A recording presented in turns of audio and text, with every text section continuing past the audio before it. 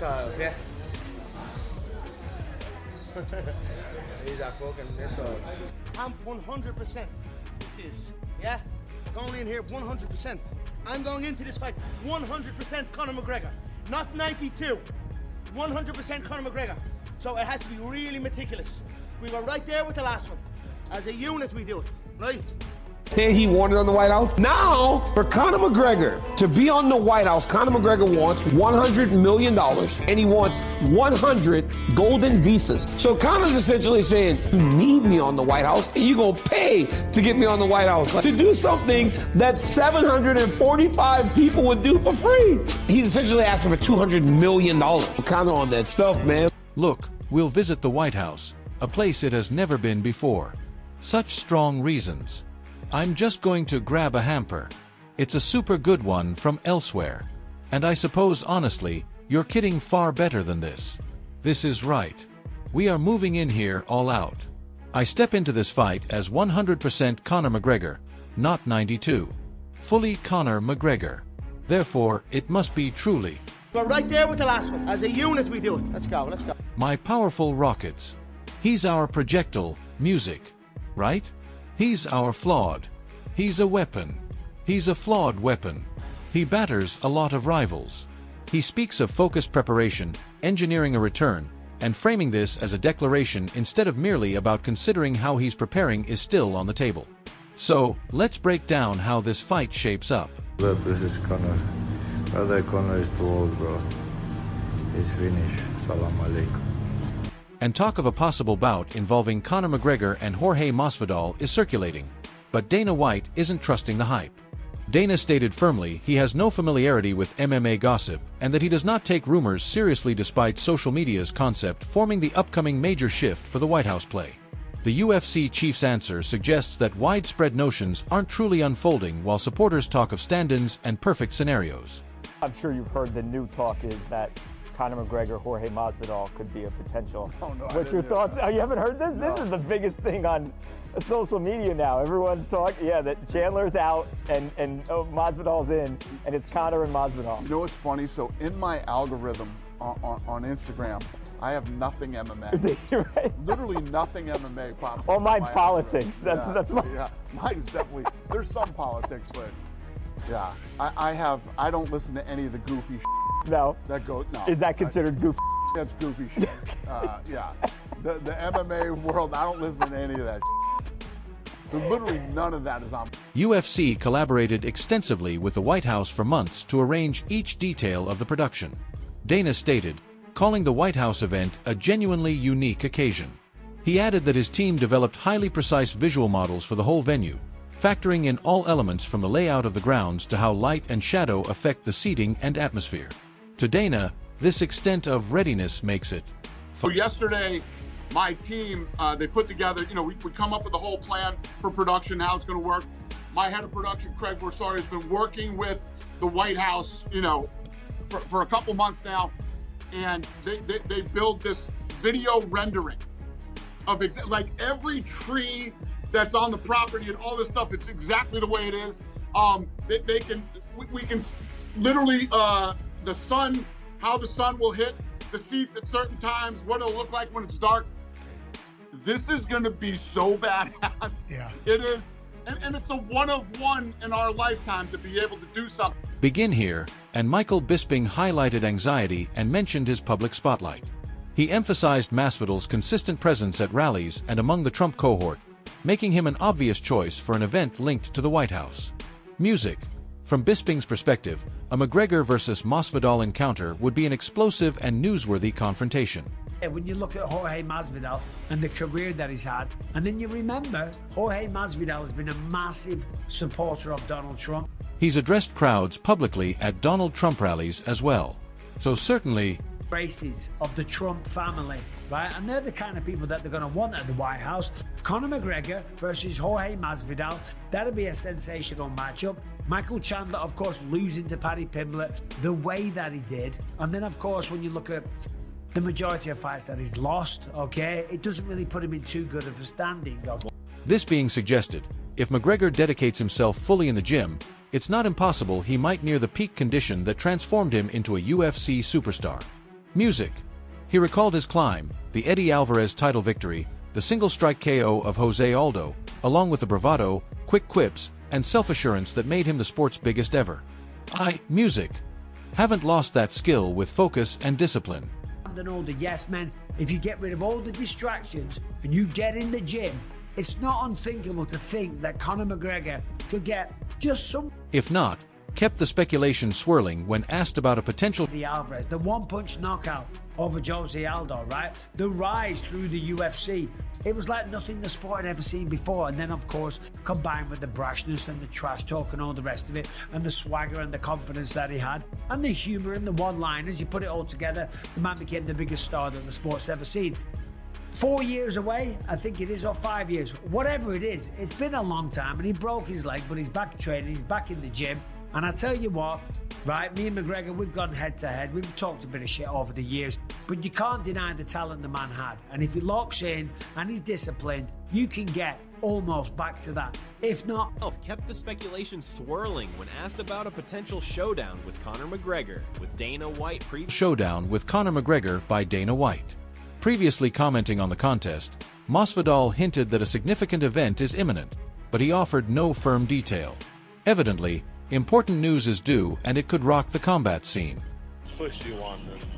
Is it as big as they come? Because we've seen on the internet, you versus McGregor. Dana White stated that he's no longer interested in McGregor versus Chandler. So then all of a sudden this report comes out, and I'm wondering, does it have legs? Does it have traction? Is it a possibility? Never know, right? Give them what they want, not what they expect. I can say some big news. I have some fight news coming soon. That's very big news. And I can't deny or confirm what you just said, you know? Yeah. You just gotta let the chips fall where they may, but definitely some big news. We're headed towards brushing off McGregor's power and calling himself a level above. Someone who sees everything. Brushing off McGregor's power and calling himself a level above. Someone who sees everything. Portraying the fight as purely a striking exhibition, arguing McGregor's characteristic punches would not last against a more skilled veteran stand-up fighter. Masvidal likewise downplayed the uncertainty surrounding plans, pointing to the UFC's data-driven approach regarding selecting battles and stating clearly that, in his opinion, I don't like that fight. I like that fight. You're talking about everybody else but me, because he knows I'll snipe his ass quick. That little lucky left shit he does ain't gonna work with me, a premium striker, but I'm gonna see that shit a mile away and slap him in the face. You know, so I don't think Chris Brandon ever would have been good. I'm gonna beat the fucking dog shit out of him, straight up stand-up style. Are you surprised? None of that grappling. I'm just gonna get in your face, knee your ribs, elbow your fucking face. It's gonna be a fight, man. Are you surprised, Jorge, that he's moving on, Dana White is, from the Chandler fight? Because it's been like 2.5 years in the making. They were supposed to fight 2 summers ago. Like, are you surprised that he was that dismissive of it in that interview? I mean, Chandler's a big name in the sport. He's a huge name and stuff. So I don't know how close it was to begin with to being on the White House card. If that was all speculation from the start, or at one point the UFC did want that fight, I don't know all these things. You know, it's just I know that they have a very in-depth team that. They have a guy that counts comments when somebody gets a picture. They have another guy that's looking at just the algorithm. They're having an in-depth team of who's going to make the biggest noise possible. And I'm sure they run it through that team and they're going to decide, you know. If you ask me, obviously it should be me. And Chael Sonnen shared exclusive details on the speculated White House bout, disclosing that the initial plan involved McGregor versus Justin Gaethje. He stressed that this is not mere conjecture. McGregor is unwilling to cut down to 155 pounds, listing various factors beyond merely the weight. According to Sonnen, the former champion refuses to concede for the division, making it evident any bout at 155 is out of the question. This is not speculation. I'm going to share inside information with you, but the plan, right? Everything's a little loose, but the plan, the operating plan was that Conor McGregor at the White House would fight Justin Gaethje. So it was also a belief. One thing Conor does not want to do, and again, this is not speculation. protecting my source, but telling you, giving you some real information here, accurate. One thing Conor does not want to do is go down to 155 pounds. And he doesn't want to do it for a number of reasons, and none of which bigger than just going, why? What for? Like, that's not what this is about. It doesn't matter what this weight class is. Okay. And I'm very confident in telling you that Conor will not go down. He confirmed that at this time, a McGregor versus Gaethje bout remains an option, but he wondered if Conor should really be entering a title fight at 155. Sonnen stated McGregor doesn't intend to cut to that weight, even though the promotion keeps advocating for the notion. He highlighted that supporters were assured of a particular contest and had shown patience. And once all alternatives are fully weighed, the balance might revert to the bout the spectators have anticipated. Right here, right now, Gaethje McGregor is still on the table. And I think that should be pulled. I do not believe that Conor should walk into a title fight, but moreover, I will tell you, and Conor will too, he's not going to 155. Now, the promotion does not yet have that through their head. They are still pushing for Conor and 155. This is all extremely accurate information. So, I think there's a lot of options for McGregor. I really think that if it's not him versus Chandler, it should be. We really should look at that. We fans were promised a certain fight. We fans have been pretty damn patient. And I don't know that side was considered. And I think that when that side does get considered, that it's going to lean. Ali Abdelaziz also offered his thoughts on the prospect of a rivalry clash between Justin Gaethje and Conor McGregor at the White House on June 14th, America's 250th birthday. He recognized McGregor's former brilliance, but maintained that the fighters are of similar age. Abdelaziz suggested keeping it proper for the White House venue, but underscored that if the bout occurs, it would be a conflict of two elite strikers at their career's apex. Grudge match, June 14, America's 250th birthday, Justin Gaethje versus Conor McGregor. What about that? You think it's just so many possibilities, man. But you understand, America's birthday, bring an Irish drunk guy to the White House, make sure he doesn't have any drugs on him or cocaine, fight Justin Gaethje, fight Conor, been running for all his life, but I think right now Conor's, I think right now he doesn't have options. Or listen, he can do whatever he wants, but I would love to see this fight. And I think, listen, I might not like Conor, but I think Conor was at one point he was a really, really good fighter.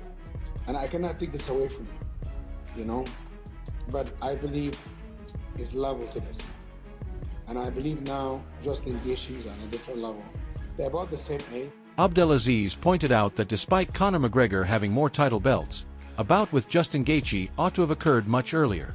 He labeled it an epic contest, portraying Gaethje as a frightening individual and understanding why McGregor could have paused considering the stakes.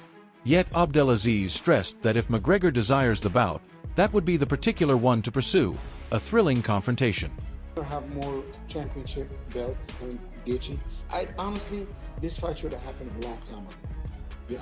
Be honest with you, but it never happened. But it is what it is, you know. Can you imagine? You think what's a bigger fight than Conor McGregor versus Justin Gaethje?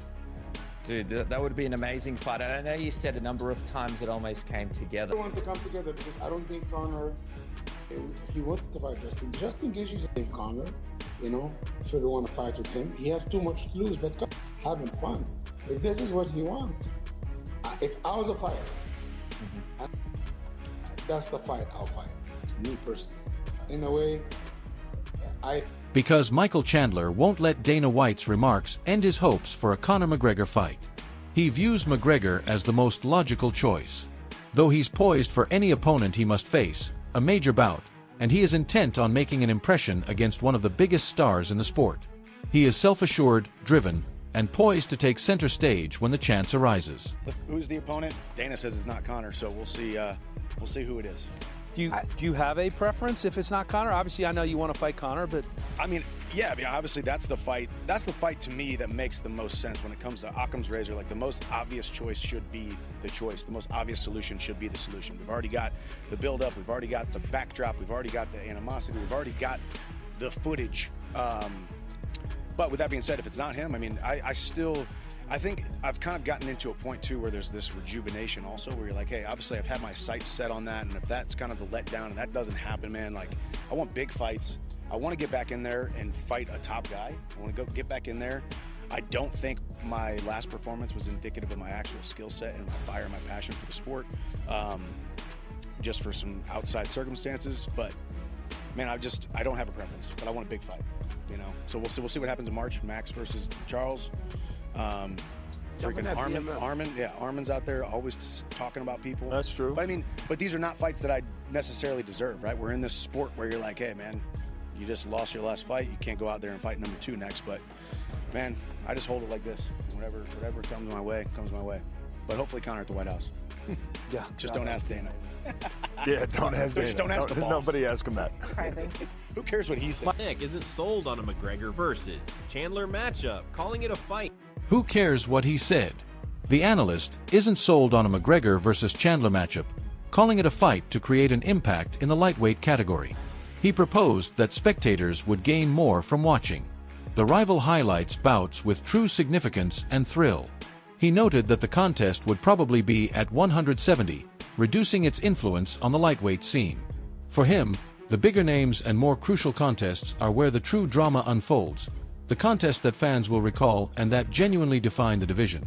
We also have an unpredictable one. Arman Tsarukyan wants solely the top prize or Conor McGregor. He stated clearly that he won't enter the cage without a championship opportunity. And if McGregor isn't on the opposing side, then it's a non-starter. So, Tsarukyan boldly named himself Conor's nightmare, asserting the UFC would never arrange it due to just how much peril he projects. So, who do you reckon Conor McGregor is practicing this hard for? Who's stepping in the octagon against him at the White House? Share your views in the comments, and be sure to smash that subscribe button for all the newest fight news. One thing's for certain, this is a class you won't want to